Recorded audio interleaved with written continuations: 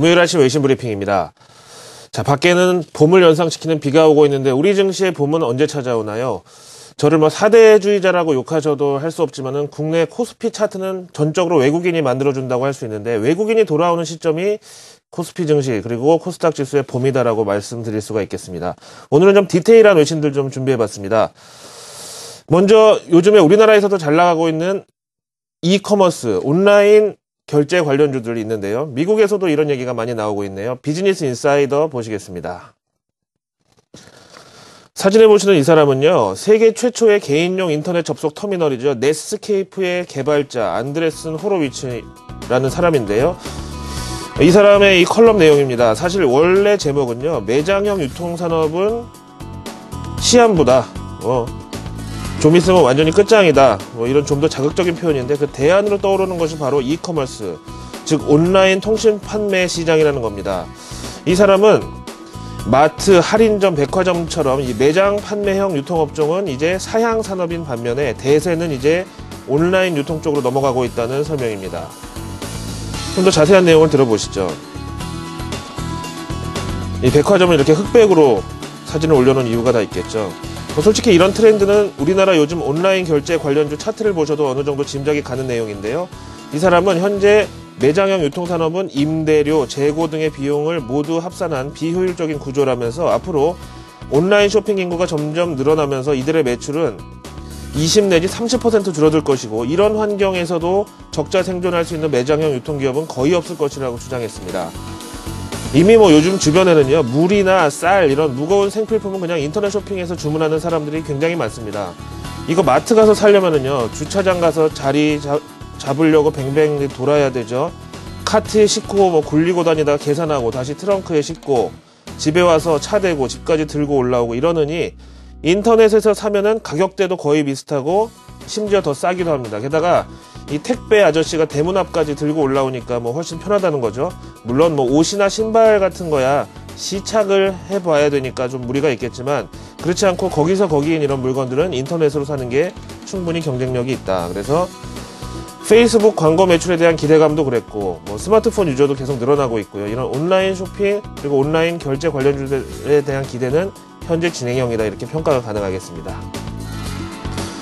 다음 중국 관련된 내용과 업종에 대해서도 또 한번 살펴보시죠. 블룸버그 통신이 전합니다. 중국의 경제 성장률은 진짜 12월을 기점으로 바닥 탈출이 이미 시작이 됐다. 달려가고 있다. 이렇게 볼 수 있는데요. 여기서 지금 열거한 사실들을 보시면은요. 지난 1월에 중국 부동산 가격은 무려 22% 상승. 다음 중국의 유튜브라고 할 수 있는 동영상 전문 사이트와 온라인 광고를 병행하고 있는 여우쿠 투더우 주가는 25% 역시 올랐고요.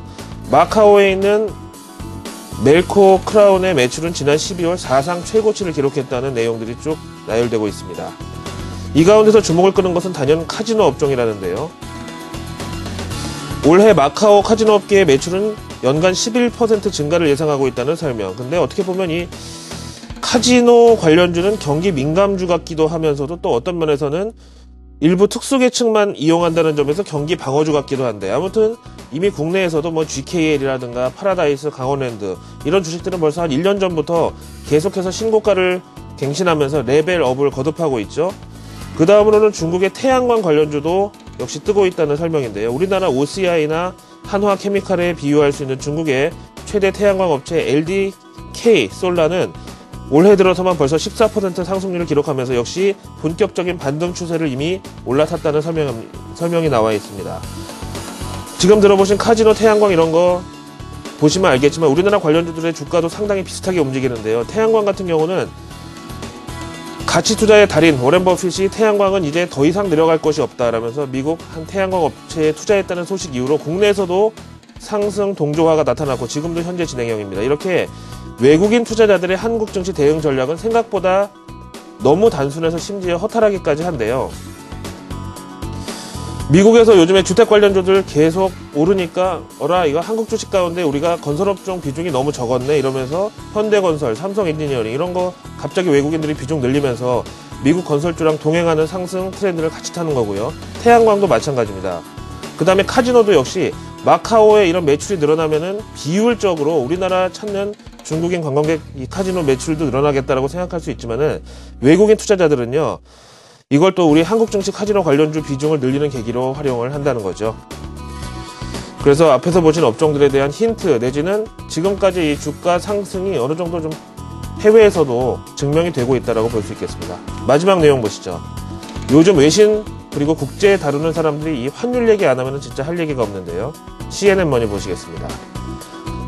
글로벌 환율 전쟁에 이제는 유럽도 동참을 할 모양입니다. 유로존 사실 우리가 한동안 좀 잊고 있었는데요.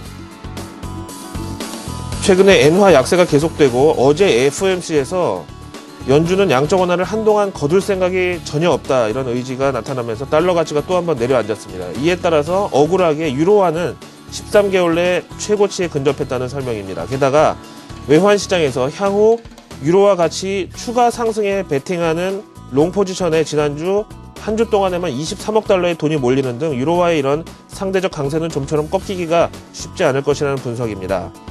사실 지금 유로존에서 유일하게 그야말로 좀 사람 구실하면서 자급자족 가능하고 또 남도 조금 도와줄 여력이 있는 나라는 독일밖에 없는데요. 이런 독일의 경제 구조는 사실 일본하고 거의 흡사합니다. 수출 비중도 높고요. 또 사실상 원가나 마진율이 뻔한 기계, 전자 이런 업종이 주력 수출 업종이라는 겁니다. 따라서 독일 중앙은행장은 일본에 대해서 대놓고 저질이다 이런 표현을 하기도 했는데요. 그렇지만 유로존 전체의 분위기는 또 독일처럼 이렇게 급진적이지는 않다고 전하네요. 이 재정 위기 국가인 피그스 국가들이야 뭐 수출보다는 수입 비중이 더 큰 나라들이 대부분이고, 일부 유로존 경제학자들은 현재 유로존의 이 유로화 강세는 입에 쓴 약과 같다. 당장은 이 삼키기 힘들지만은 결국은 유로존의 재정 건전성이나 내재 가치가 높다는 것을 반영하면서 유로존 신뢰 회복에 도움이 될 것이라는 주장도 소개가 되어 있습니다. 참 다 맞는 말이고 독일 입장도 알겠고 앞에 주장도 다 일리가 있는 내용입니다만, 중요한 거는 이러다가 싸움이 나면은 큰일 난다는 겁니다. 과거 그리스 사태도 그랬고 뭐 유로존 재정 위기도 다 이 독일의 괘씸죄에 걸려서 돈줄이 끊기면서 발생을 한 것이라는 거죠. 그래서 좀 가급적이면 불협화음이 없기를 좀 기대를 해봐야 되겠습니다. 금요일 아침 외신 브리핑이었습니다.